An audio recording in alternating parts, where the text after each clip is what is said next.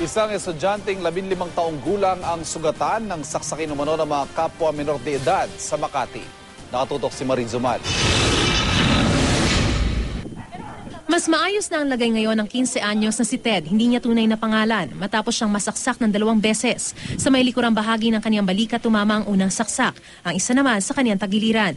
Kwento ni Ted, nangyari ang pananaksak nung Lunes ng gabi. Pauwi raw silang magkakaibigan mula sa eskwelahan at ihahatid ang kanilang mga nobya, pero sa kanto ng Hipodromo at Economia Street, Barangay Olympia sa Makati, bigla raw silang sinugod ng mga lalaking mga menor de edad din umano. Pag senyas niya, bigla may mga sumugod na mga lalaki na. Tapos, inakbayan ako ng isa sa kanila. Tapos, bigla akong sinapak sa mukha. Tapos, pagkasapak sa akin, napayuko ko. Tapos, bigla may sumaksak sa akin dito sa tagiliran. Nakauwi na ng bahay si Ted matapos isugod sa ospital nitong Lunes. Nagpa-x-ray siya at ipina-check up ang mga tahi sa sugat.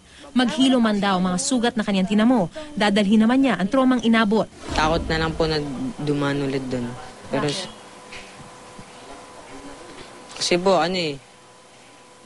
baka hindi po nila ako tigilan kasi minakulong sa nila sa grupo nila Sa follow-up operations naman ng mga opisyal ng barangay, positibong kinilala ng kasamahan ni Ted ang isa sa mga umatake, isa ring menor de edad at kapwa estudyante ni Ted sa Pio del Pilar High School sa Makati.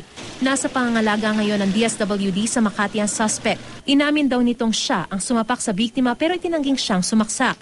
Ayaw rin niyang ituro kung sino ang mga kasama niya sa pag-atake.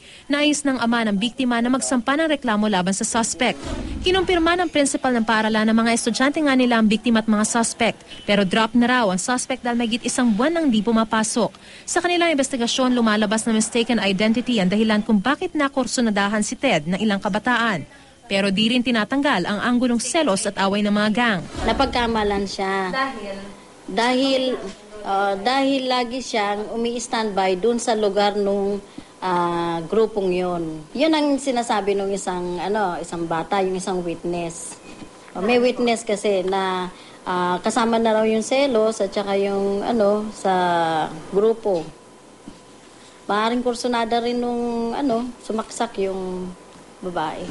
Ginagawa raw ng pamunuan ng eskwela ang lahat para maiwasang maulit ito. Magkaroon ng symposium at pamulat sa mga kabataan kung ano yung pinapasok nila.